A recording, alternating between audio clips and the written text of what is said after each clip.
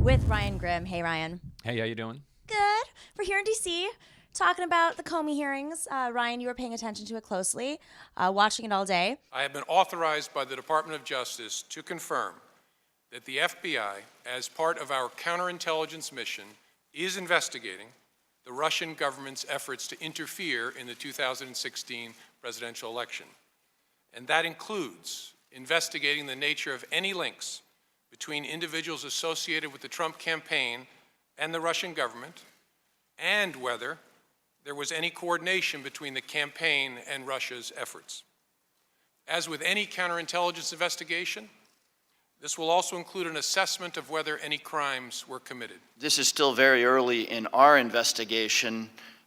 Is it fair to say that you're still relatively early in your investigation? It's hard to say because I don't know how much longer it will take, but we've been doing this. This investigation began in late July, so for a counterintelligence investigation, that's a fairly short period of time. My first question is, how did these hearings even come about? Like, how do you get to this point, and what really is the purpose of them? Right. So this particular committee is used to operating in secret. They have executive sessions where they're talking about classified information behind a bunch of lead walls where nobody can listen in to them. It's rare for them to have these public hearings, and it came about because of pressure on both Democrats and Republicans to get to the bottom of what was Russia's role with the Trump campaign during the election. So this is kind of a thing they do to stave off an investigation. In other words, they figure, okay, if we have this public hearing and we talk about this in public, maybe then the pressure around it dissipates a little bit, and then we don't have to push forward with an independent counsel who's going to have subpoena power, who's going to do a real investigation. And then we can continue to say that we're doing the investigation through the House Intelligence Committee, the Senate Intelligence Committee, and don't worry about it, we've got it covered. And then they release a heavily redacted report, several years from now. That remains to be seen whether it works or not, because sometimes you have these public hearings and big things happen, like today, where Jim Comey said, yes, in fact, the FBI has been investigating coordination between the Russian government and the Trump campaign throughout the election. We've been looking at it since July. So, that revelation is probably only going to stir, calls for more public hearings. And of course, the New York Times reported that, a couple of months ago that the Obama administration knew about this as far back as July. So to see that confirmed was quite revealing, and it was big breaking news today. Because Comey is in the middle of this investigation, he wasn't able to answer a lot of questions. And he would say over and over, I cannot answer, same answer, cannot answer. Like they were leading a discussion. They wanted to make a point and knew that he couldn't answer them. Right. What were some of these messaging strategies that they were doing? Right. So Ron Wyden over on the Senate side is a really interesting example of this kind of move where he would get a Michael Hayden in front of him. He would know the answer to the question that he's trying to get to. And he would try to walk him, toward answering that. Or not answering it in a way that kind of gets classified information that everybody who's a part of the exchange knows out into the public. And so, the way they would do this in this hearing today is bring up something about Deutsche Bank, that has huge loans out with the Trump organization, or bring up the names of certain Russian operatives and ask Comey whether or not he can confirm or deny or comment on a particular person. And a lot of it is kind of breadcrumbs to throw out there because Comey, frustratingly, isn't coming forward with what they know. There have been reports that they have human sources that have given them so much confidence to be able to say that this was coming from Putin himself, but they have never confirmed or denied that. And so the public is left to kind of take their word for it, and these people are known liars. And so you're stuck in a position of, well, what is the public information that's available for us to make a decision about this, and then what can these members of Congress try to kind of pry out of him during the hearing? There was a lot of conversation about spy tactics, and this was really fascinating to me because obviously Putin was a former KGB. He understands this more than anybody, and they talked about how they would, and one of the most incredible things I heard was a lot of folks don't even realize it until later that they have been recruited. Does the person involved have to actually know? I mean, does it have to involve knowing collusion for there to be damage? I can answer generally. In the world of intelligence, Oftentimes there are people who are called co-optees who are don't realize they're dealing with agents of a foreign power, and so are doing things for someone they think is a friend or a business associate, not realizing it's for the foreign government.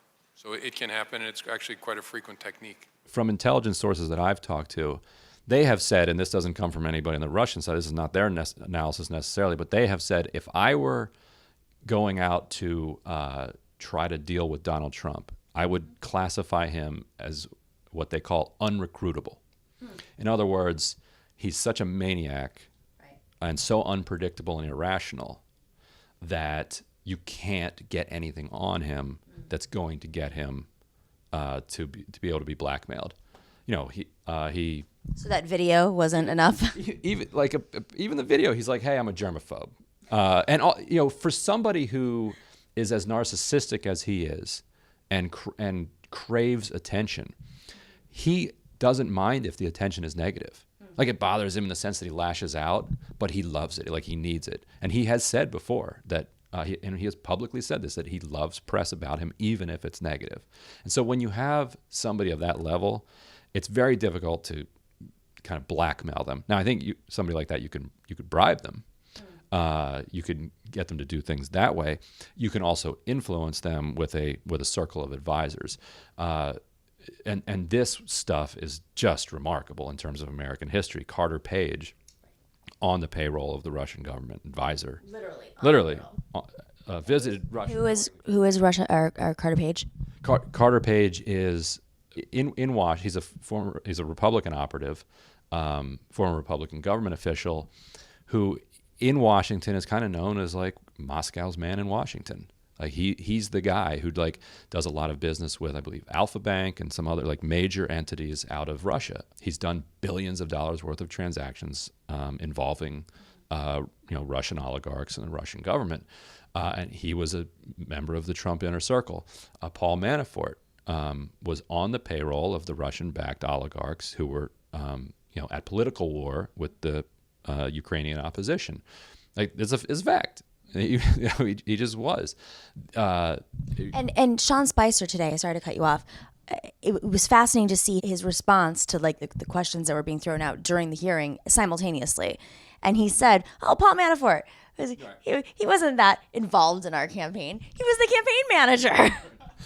I mean, I suppose in a campaign like Donald Trump's, maybe the campaign, it's a one-man show and it's a Donald Trump show. But yes, he was the campaign manager. So it's very difficult to make the case that he wasn't that involved in it. He was around during the convention when the platform was changed in order to make it more friendly to Russia when it came to Ukraine. Now, I probably even support the change that they made, but it was they took out of the platform that should the American government give lethal aid to the Ukrainian opposition, probably shouldn't. Let's have less war. What a weird thing to put in a platform, to have just in that platform originally.